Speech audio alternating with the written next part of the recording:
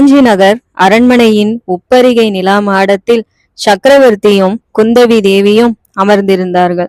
கிருஷ்ணபட்சத்து முன்னிரவு. வானத்தில் விண்மீன்கள் சுடர்விட்டு ஒளிர்ந்தன. கிழக்கே வெகு தூரத்தில் மாமல்லபுரத்து கலங்கரை விளக்கம் நட்சத்திரங்களுடன் போட்டியிட்டு பிரகாசித்து கொண்டிருந்தது.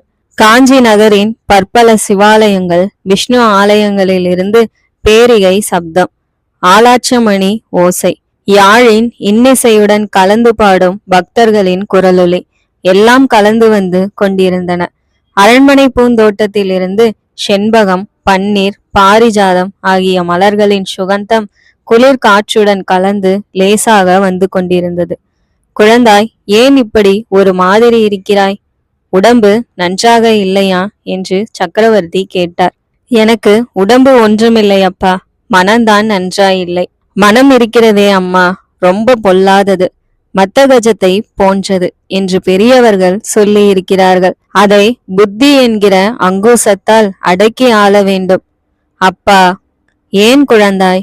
நான் சமண முனிவரை பார்த்துவிட்டு வந்தது தங்களுக்கு எப்படி தெரிந்தது?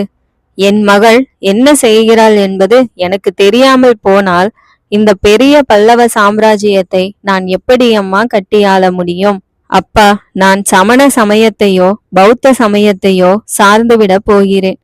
ஏன் அம்மா அப்படி? நமது சைவ வைஷ்ணவ சமயங்கள் என்ன அவ்வளவு துர்பாகியத்தை செய்துவிட்டன?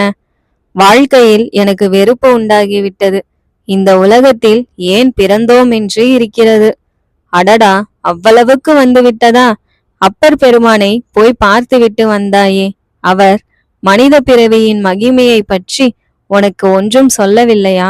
தில்லை அம்பலத்தில் ஆனந்த நடனமிடும் பெருமானை தரிசிப்பதற்காகவே. நிறுத்துங்கள் அப்பா, வயது ஆக ஆக அந்த பெரியவர் ஒரே பக்தி பைத்தியமாகிவிட்டார். ஆனந்தமாம் நடனமாம். இந்த அழகான உலகத்தை படைத்த கடவுளுக்கு ஆனந்தம் வேறு நடனம் வேறு வேண்டி கிடந்ததாக்கும். இதை கேட்ட சக்கரவர்த்தி கலகலவென்று சிரித்தார்.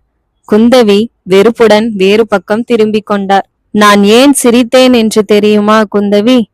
அதுதான் நானும் யோசித்துக் கொண்டிருக்கிறேன். தங்களுக்கு ஒரு வேளை பைத்தியம் கீத்தியம்? இல்லை குழந்தாய், இல்லை. பைத்தியம் எனக்கு பிடிக்கவில்லை. நான் சிரித்த காரணம் வேறு. உன் மாதிரியே எனக்கும் ஒரு காலத்தில் இந்த உலகம் பிடிக்காமல் இருந்தது. வாழ்க்கை வேப்பங்காயாகி விட்டது. அதன் காரணம் என்ன தெரியுமா? நான் உங்களுக்கு பெண்ணாய் பிறந்தது தானோ என்னவோ. சக்கரவர்த்தி புன்சிரிப்புடன், இல்லை அம்மா, இல்லை. நீ பிறந்த பிறகு